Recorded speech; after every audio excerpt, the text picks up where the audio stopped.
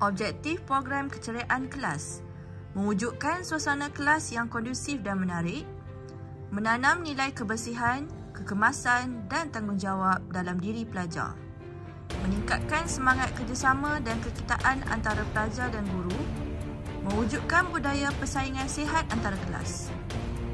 Tarikh pelaksanaan 28 Mei sehingga 16 Jun 2025.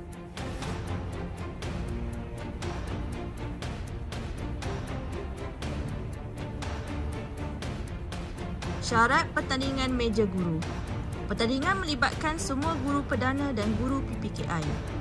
Penilaian dibuat melibatkan aspek berikut: keceriaan meja yang dihias, kekemasan menyusun atur buku, kreativiti menghias meja.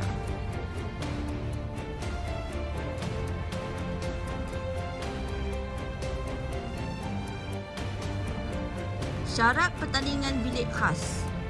Pertandingan melibatkan semua bilik khas. Penilaian dibuat melibatkan aspek berikut: keceriaan bilik khas, kekemasan dan kreativiti.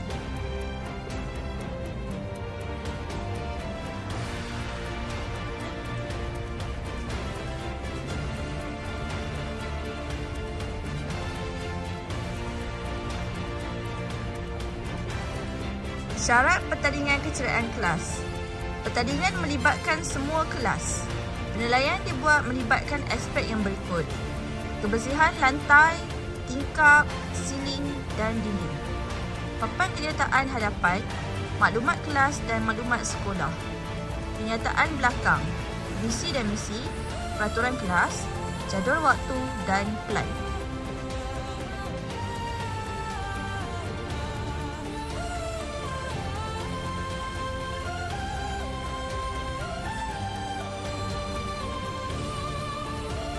Hadiah yang ditawarkan. Kategori meja guru, tempat pertama hingga keempat akan menerima piala, hamper dan set chicken chop.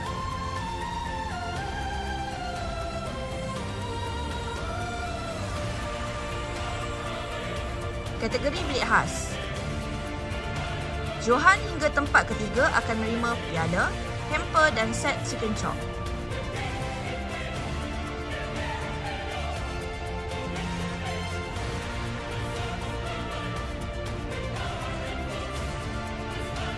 Kategori kelas.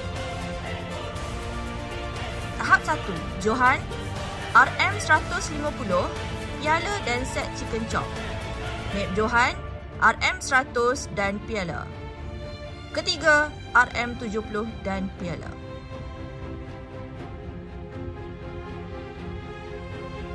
Tahap 2. Johan, RM 150, piala dan set chicken chop. Mek Johan, RM 100 dan piala. Ketiga, RM 70 dan piala.